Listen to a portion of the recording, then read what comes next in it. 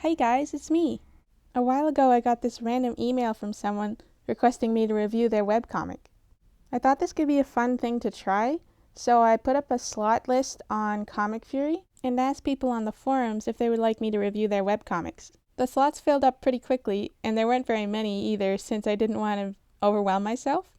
And I don't know if this is going to become like a regular kind of video either, since I don't really see myself as a reviewer so much as like a thoughtful analyst. But I might, who knows. But for now, let's think of this as an experiment that hopefully people find interesting, or some people. But now it's on to the video. Now I'm going to start off with a really short review for a webcomic called Strawberry Vodka Cake. And the reason why it's so short is because there's like barely any pages out right now. But I'll do my best, so here we go. Strawberry Vodka Cake's description says it's an anthology of short stories featuring some characters that will have their stories cross at some point. But so far there's been only one character. She seems like this sort of pirate / maybe military lady who is drunk and clumsily trying to find her way somewhere. This comic has some humor that's based off memes, which is pretty funny. And the fact that this is an anthology but with cartoony looking characters intrigues me a bit. The art is fine, I like the way the characters are drawn, and I kinda like the pirate lady's design. But I can't say much about this comic yet since hardly anything has happened at this point. Now the next review is for a webcomic called Fez and Blood. The author of this one is the one who reached out to me by email. Now Fez and Blood is a webtoon that is kind of like Tintin crossed with a detective adventure but with a supernatural twist. It's set in the Middle East and it follows Farid al-Baroudi and Ali Gharib, two detectives who work for an institution called the Bureau. They're studying the disappearances of several young men, which turns out to be tied to an ancient myth involving murderous creatures called the Ibirti. There are some interesting cultural details about the setting, and the setting is actually one of my favorite things about this comic, as I find stories set in Arabic countries to be really exciting. The art style is simple and cartoony, reminding me of old European comics, which seems to fit. But it is surprisingly graphic with its violence at times. So if you were expecting Tintin, then no, this is a bit different in that respect. Now I do have one particular criticism of this comic's writing. The emotions of the characters don't leave an impact since the dialogue doesn't feel natural to me. And the facial expressions feel too stiff as well. I would recommend working on making the dialogue and the character art feel a lot more natural and dynamic, so that when a character is truly frightened, the reader feels frightened also, and less like they're just casually watching something happen in a comic. Now it does seem like later on, the characters are going to be developed more in their relationships with others, and the two main characters do seem to care about each other, not just as colleagues but also as friends, which I appreciate.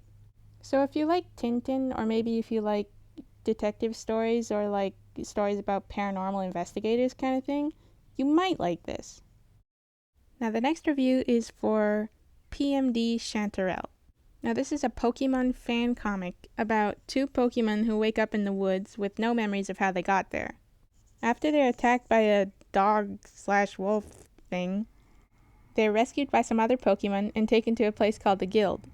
At the Guild, they meet lots of other Pokemon and discover something in the archives about Pokemon who once had a dangerous ability called Dynamax. And because of this ability, these Pokemon were able to be controlled by the fallen god Eternatus. Now not a lot has happened yet, but basically it seems like these two amnesiac Pokemon have some sort of a connection to this event, or maybe they'll help stop a resurgence of Gigantamax Pokemon, and on the way hopefully find out who they are. The art is a bit on the childish side, but also, as is expected when dealing with Pokemon, there's a great variety in colorful and fun character designs. And I think the lineless art shown during the flashback sequence was actually really effective, and I kind of love it. The dialogue is really cute and innocent, and like I said before, not a lot has happened yet, but it does seem clear that the story is building up towards something. Now I might not be the most qualified person to review this because I'm not very familiar with Pokemon, so I don't know, if you like Pokemon you might like this, but I also don't know.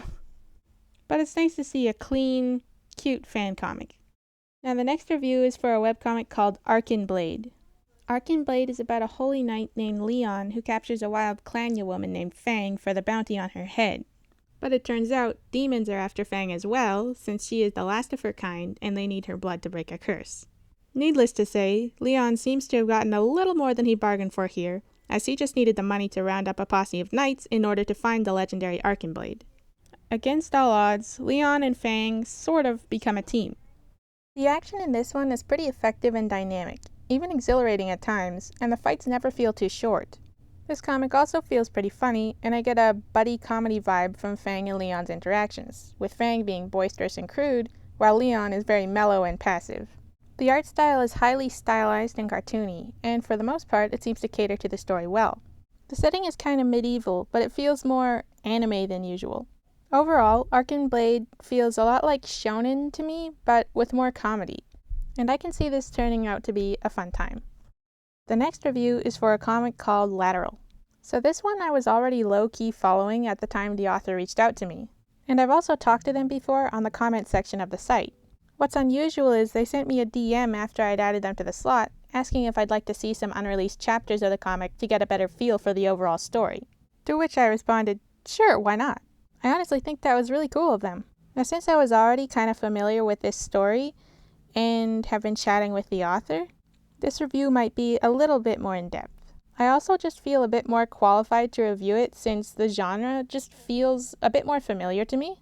So anyways, let's just get into it.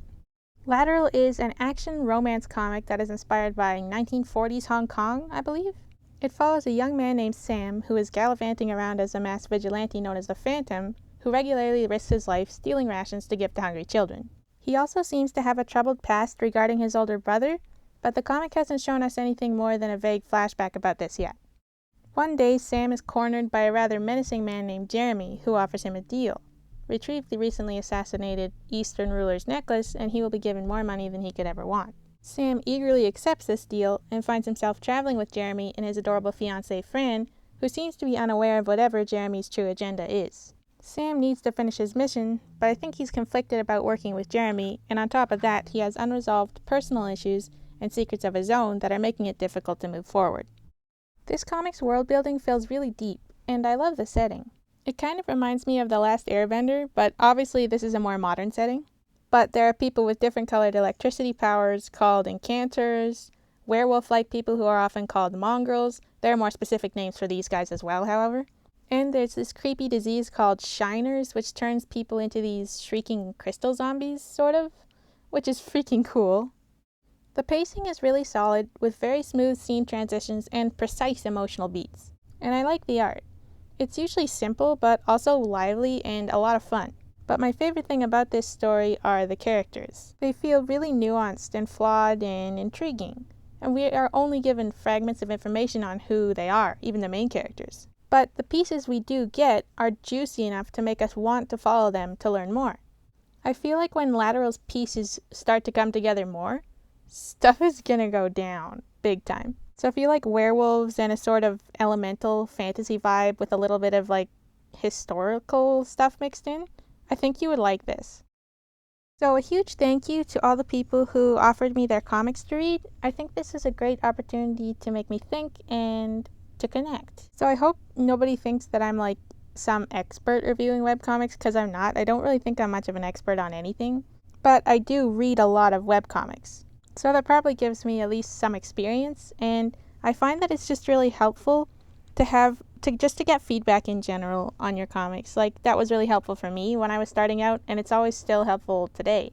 So I hope that was helpful, and again, thanks so much everyone for all your patience, for waiting for me to get this video up. I know that took a while, a lot of things happened, but now it's here, yay! So feel free to let me know what you think of this kind of video in the comments below. Oh, and let me know what you think of these comics in particular if you've read them.